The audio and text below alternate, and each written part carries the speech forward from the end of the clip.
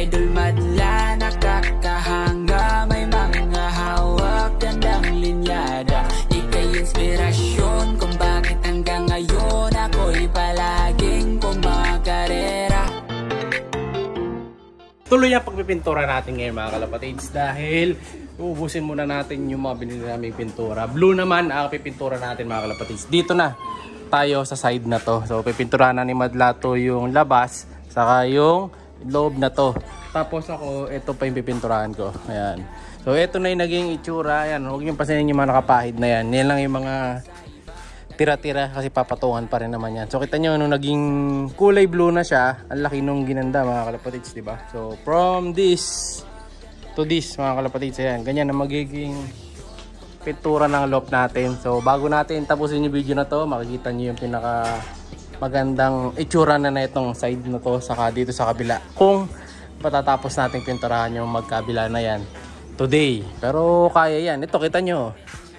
Yung pintura ko dito, yung mga tira-tira lang yung tumigas No, meron pa kasing konti yun, mga 1/8 na laman o pintura.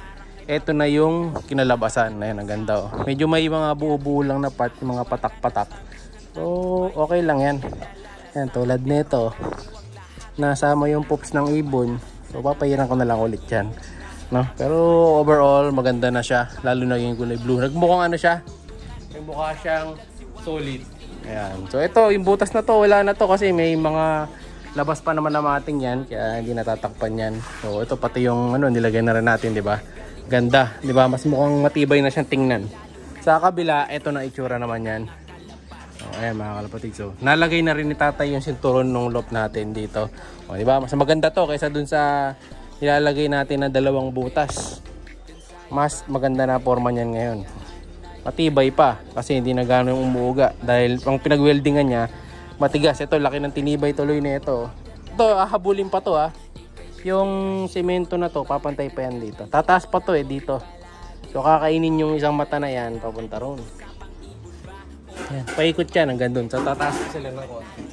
I-level natin para mas tumibay saka kumapit yung mating sa ibaba, no? Hinahabol natin kasi nga ito paplatadahan pa sa taas to. Kaya ito mawawala din tong pinakamaliit na mata na to, yung half na yan. Ayan, ganda mga kalapatids diba? So hindi lang perfect pero pwede na.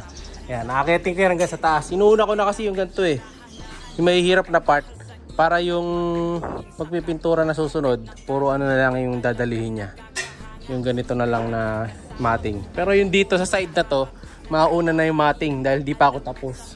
Dahil mahirap pinturahan kasi yung loob na to Mahirap suksukan ng brush, nasisira lang yung brush ko. Pero ito, pinturahan muna to ng... Ay di, may iwan pala to bali. Kasi wala pang primer to. Maiwan na to bali. Yung mga na-primer lang ang pipinturahan natin ng blue.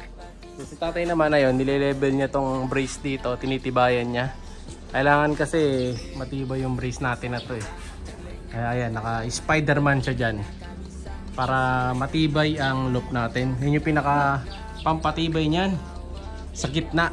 Ayan Tapos ito, medyo yung pumaling nung nakaraan, naayusin pa ni Tatay ito. Tapos yun, papadoblihan natin dahil gagawin kong ano yung pwedeng isang yung magkakalambitin ka. Pa-exercise ko to. Ayan, itong isa na to. Ayan inaayos na. Wini-welding. Napantay lang niya. Bali ito tayo, naka-level to. Mga to. Naka-level lang daw yun. Dito sa kasi dahil nagamit na Ba't bubuntis? Nagamit na to. Dahil dati na nakalagay. Habol-habol.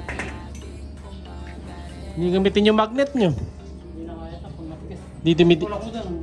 hawakan ko. Hindi ko makakapit mga kalapatids yung magnet yan. Kulang kasi yung gamit natin na magnet ng ito. Yan. So, dapat kasi yung madami. Hindi niya kayang tutukuran matagal So, tanggalin ko muna ito nakakapit. Tulungan natin si Tatay para malagay na. Hindi namin butas ay yung... Abo! Na dito to. Nakakatusok.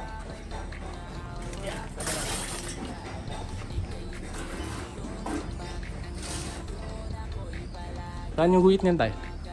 Hindi, ako ito ang nagsasabi sa'yo. Ingat mo. Hindi, Angat mo na natin. Hindi, Taas ba? Ganyan? Ayan. Kaya na, pero paka-JB mo sa palit. Mabal. Ay na yan. Angat pa. Di ba? Yan. Yes. Pwedeng mo na makalapad mo lang tipisik. Angat. Hindi nga pwedeng ganyang conforma. Hindi, pwede. Umalaw lang eh.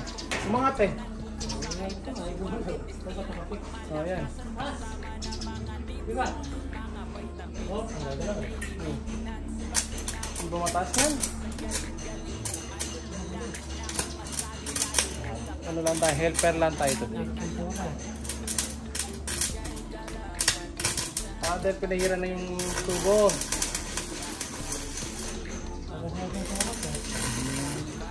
Pinahiran na kasi muna yung madlato yung kahapon, makakalapad yung mga natira.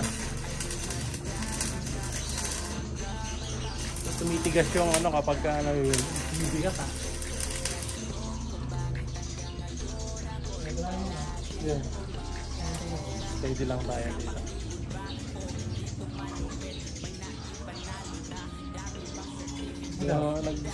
Sitaw? Wagalaw pa eh. Sitaw. Ayan, tanggalin natin. Ngayon siya na bahala dyan. Kaya na yan. Nakadikit na yung kabila eh. Full weld na lang yan. O tayo, maghahalo na ako ng pintura. Pero ginagamit ko kasi yung mga tira-tira lang muna. Yun lang muna. Hindi pa natin ginagamit yung main. Ano pa yun? Naka-seal pa yata isang blue dito eh. Ito may bago pa dito eh. Ito yung ginagamit natin pintura. Yan, kulay blue. Paghahalo ko na yung dalawa. Yeah.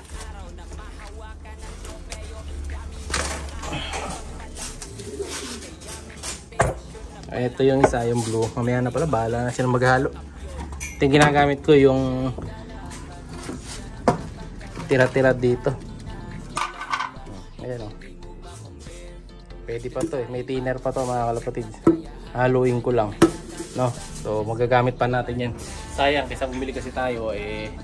Ulitin natin. Let's go. Gusto ko muna yung tripod. Okay. Siya'y kalapatistang napakagaling na kinakilala. Ipindi mo ma-compare dun sa iba. Taglay niyang kakayahan ay kinakamisa. Siya si Idol Madla, nakakahanga. May mga hawak, gandang linyada. Ika'y inspirasyon kung bakit hanggang ngayon ako'y palaging kumakarera. Ito ni finished product matapos natin magpipintura mga kalapatid. Salos maging si kulay blues clues na ako kanina. Ayan, so napinturahan na natin ng konti ito. Si Madla 3 ang pumesto dyan eh. Ito, balito pinahiran to eh. Dapat hindi pa kasi wala pang primer yung kabilang side niyan. So madodoble pintura yung pesto na to. Na mali si Madla 3 dyan. Pero ito, okay na to. Final piece na yan. Yung mga laktaw na lang ang titrahin ko dyan. Pero halos tapos na. Ayan, kita nyo. Diba? Pulido na. Wala na masyadong puti-puti. O, ayan o. Kapal ng pagkakapintura niya mga kalapatid. Kapal pa sa mukha ko pintura niya. Dito sa kabila, ito. Yung mga kilikili nilagyan ko na. Meron na yung pagilid. Dito naman sa side na to. Ayan, meron na. O, ayan o. Meron na mga kalapatid. O, diba? Mas gumanda siya. Naging blue. So yung kisame, hindi ko sure kung gagawin ko blue to o primer na lang, depende. Eto, blue na rin, kakulay na ng hagdan mga kalapatid. Diba? Terno-terno na sila. Yan. O, diba? Ang ganda na mga kalapatid. Cute. Blue. Pero yung harap niyan, hindi pa pulido yung bakal kasi yung bakal, hindi ko pa na retouch eh. Pero itong pesto na to, okay na siya sa alright, diba? Ang ganda na, oh. Solid na solid na. So, yung sahig, ito pinag-iisipan namin yung sahig mga kalapatids kung ikikinisin pa or hindi na kasi nasa labas naman yung lock saka na-open naman, so may chance na hindi na para makatipid na rin tayo. Para ang gagawin na lang namin ni Tatay Madla is ito, kikinisin to, yan, lalagyan na lang natin ng platada, yan, paplatadahan namin ni Tatay Madla. Paghalo siya tagalagay, no? So siya na gagawa niyan. Tapos yung flooring hindi na gagalawin, ito na yun. Kung ano yung flooring na nakikita nyo na yan ngayon, yan na rin yan mismo, no? So yan ang plano namin gawin ngayon para makatipid. Kasi pag pinatudahan pa tong ilalim, kininis pa, pinili, medyo dagdag gastos. So para makatipid, yung pambibili namin ng palalagay dapat dito, ililipat na lang natin dito sa mga frame, sa bakal ng mga pinto natin. Kasi marami pang bakal na uubusin to mga kalapatids. Meron pang frame to na naka sliding, pero maliit lang naman, yung pantay tao lang, mga ganito lang, pantay lang nito. Tapos lalagyan pa ng ano yan, pinto sa labas, 2 pinto pa to kabilaan. Kasi ito siguro wala na pinto to, kasi may pinto na dun okay na yun, may pinto na dun, wala na pinto to, doon na lang magkakapinto, isa pa yan dito may pinto pa mga kalapatids. Or siguro wala na ring pinto dito, ako magkakapinto na doon. So magkakaroon pa rin pala to mga kalapatids, magkakapinto to. Kasi mauhuli yun dahil gigibain mo na yung bahay bago magawa yung pinto sa Gedli. So ganun magiging tsura nun. Siya'y kalapatistang